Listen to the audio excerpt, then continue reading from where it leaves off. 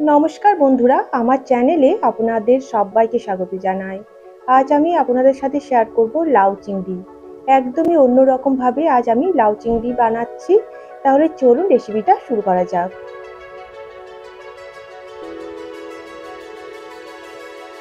সবার প্রথমে আমি একটা প্যানে দিলাম সর্ষের তেল। চিংড়ি মাছ আমি আগে থেকে খুব ভালো করে পরিষ্কার করে বেছে ধুয়ে নিয়েছিলাম। এবার আমি লবণ আর হলুদ দিয়ে মেখে রেখেছিলাম। এবার আমি চিংড়ি মাছ ভেজে নেব।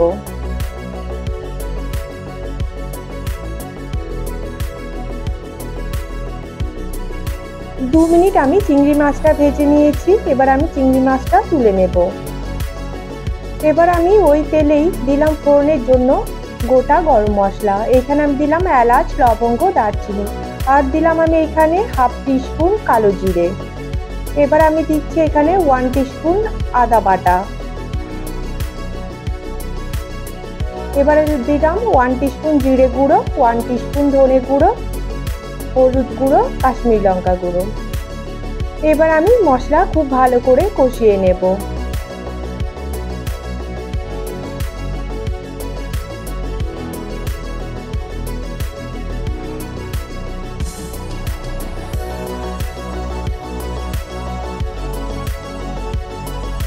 আমি এখানে একটু জল অ্যাড করেছিলাম মশলা খুব ভালো করে কষিয়ে নেওয়ার জন্য। তো মশলা আমি এখানে খুব ভালো করে কষিয়ে নিচ্ছি।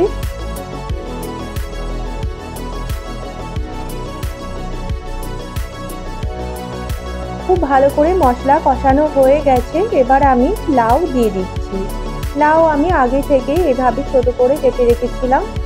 এবার আমি লাউগুলো দিয়ে দিচ্ছি। লাউ দেওয়ার পর আমি খুব ভালো করে মিশিয়ে নেব।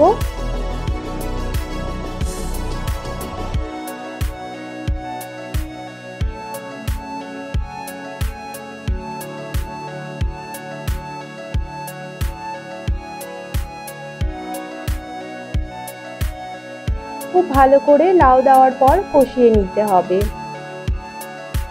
এবার আমি দিচ্ছি 2টো কাঁচা লঙ্কা।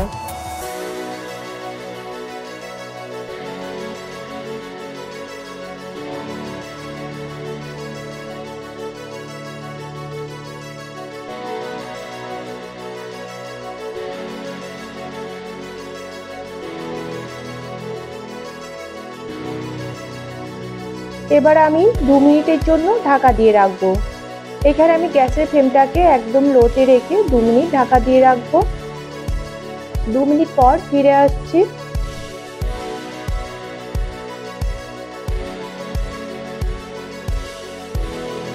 এবার আমি দিচ্ছি এখানে পরিমাণ মতো লবণ।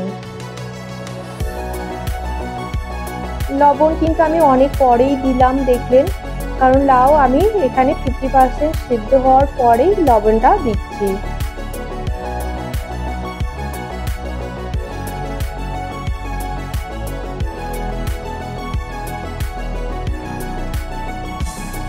লবণ দেওয়ার পর আমি আবার 2 মিনিট ঢাকা দিয়ে রাখবো।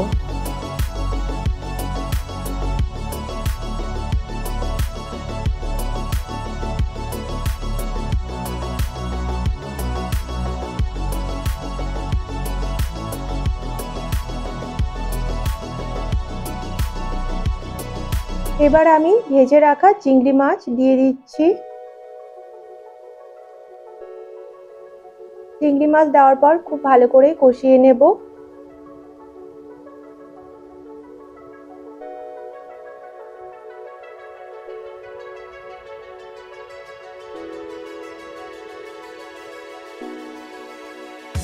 লাউ কিন্তু খুব ভালো করে বয়েল হয়ে গেছে। এখানে আমি আলাদা করে কিন্তু কোনো জল অ্যাড করিনি।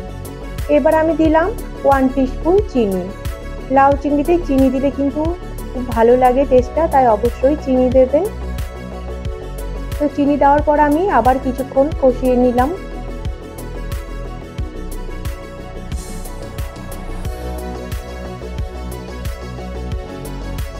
এবার আমি দিচ্ছি এখানে 1 টিস্পুন ঘি।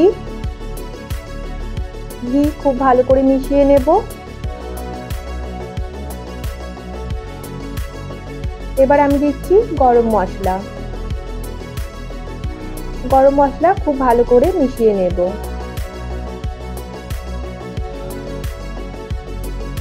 তো এইভাবেই কিন্তু রেসিপিটা খুব সহজেই বানানো যায়। এখানে কিন্তু কোনো জল দেওয়া দরকার হয় না।